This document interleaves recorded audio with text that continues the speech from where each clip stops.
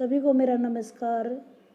मैं सुमन देवी राजकीय महाविद्यालय सिवानी भिवानी हरियाणा से बीए तृतीय वर्ष की क्लास हरियाणवी उपन्यास उद्भव और विकास लेकर आपके साथ है। जैसा आप जानते हैं, उपन्यास एक महत्वपूर्ण विधा है। हरियाणवी भाषा में बहुत ही कम उपन्यास लिखे गए हैं। अब तक कुल 3 ही उपन्यास पाए जाते हैं। ये उपन्यास इस प्रकार से हैं: झाड़ू फिरी, फफा कुटनी श्री।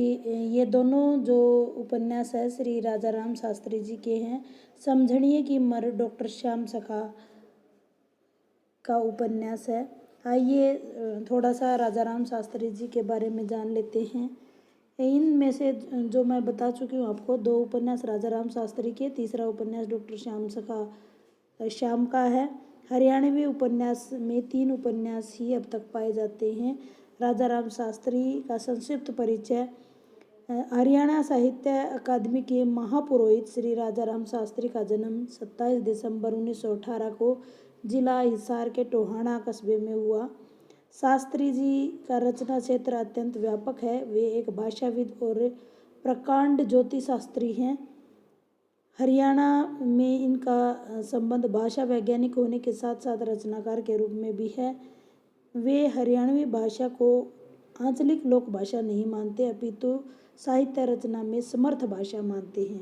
इन्होंने सन 1963 में हरियाणवी लोक मंच की स्थापना की और अनेक ग्रंथ भी लिखे। इन्होंने कुल 11 उपन्यास लिखे, जिनमें से 2 हरियाणवी हैं, जो मैं आपको बता चुकी हूँ। 300 से अधिक रेडियो रूपकों तथा कई ज्योतिष ग्रंथों की रचना भी इन्होंने की है। इन महान साहित्यकार का देहांत 6 नवंबर 2002 में हुआ। श्री राजाराम शास्त्री ने हरियाणवी भाषा में रचित दोनों उपन्यासों का जो विषय है वो सामाजिक विषय है। झाड़ू फिरी के बारे में बात करते हैं। झाड़ू फिरी एक सामाजिक उपन्यास है।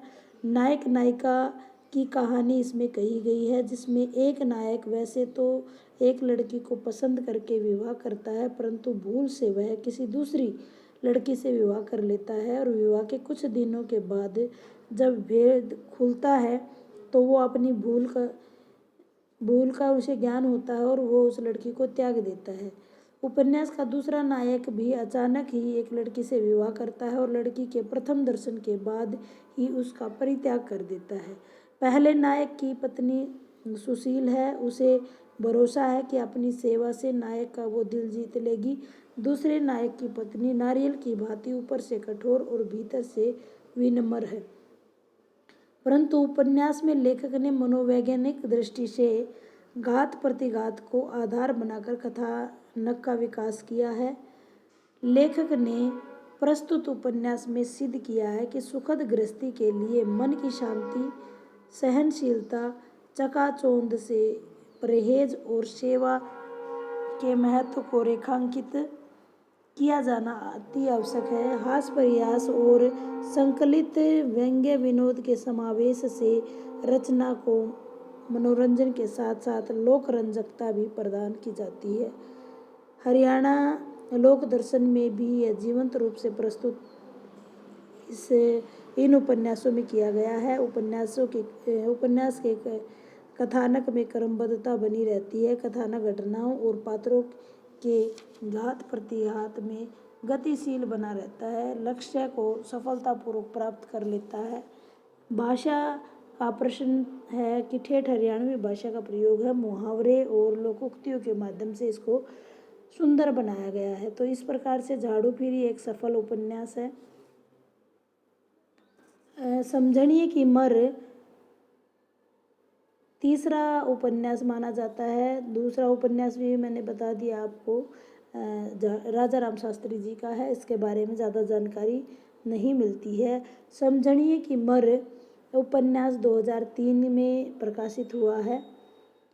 ये हरियाणवी भाषा का एक आंचलिक उपन्यास है। इसका कथानक 2 वक्ताओं और 2 श्रोताओं की आपसी बातचीत के द्वारा शुरू होता है।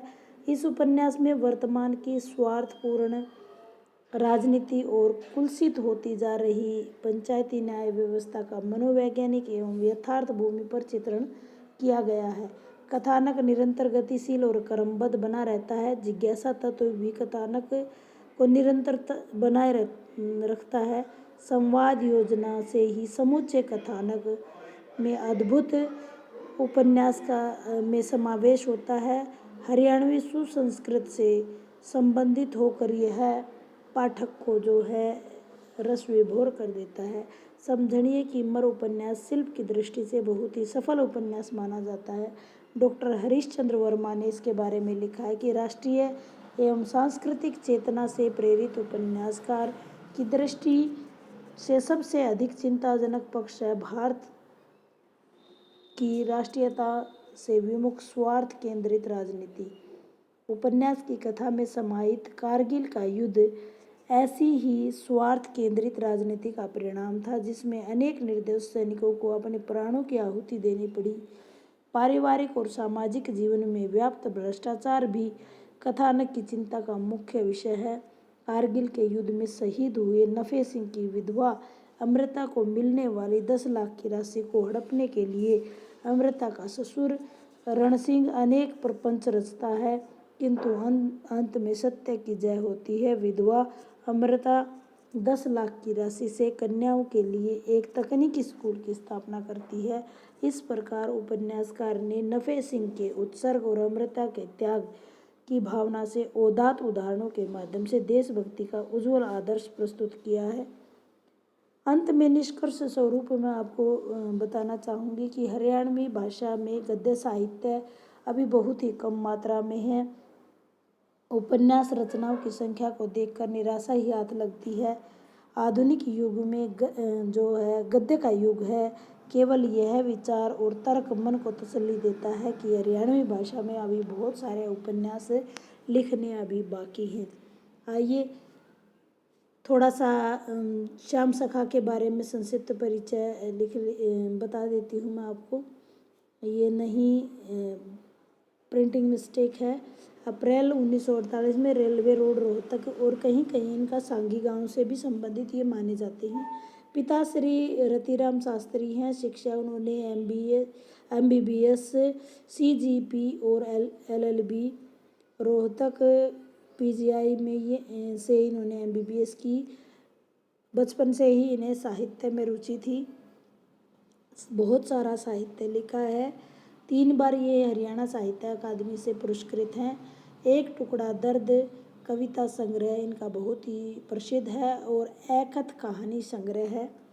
इसके अलावा मसी कागज कहानी संग्रह और घनी गई थोड़ी रही लोक कथा संग्रह भी छप चुके हैं। आइए अब अभ्यास का समय है। डॉक्टर श्याम सखा के 2 उपन्यासों के नाम लिखिए। राजा राम शास्त्री का जन्म कब और कहाँ हुआ? किस रचनाकार को हरियाणा साहित्य अकादमी द्वारा पुरस्कृत किया गया है? झाड़ू फिरी उपन्यास किस प्रकार का उपन्यास है? उम्मीद करती हूँ छोटे से वीडियो के माध्यम से हरियाणवी उपन्यास का उद्भव और विकास आपको समझ आया होगा। धन्यवाद।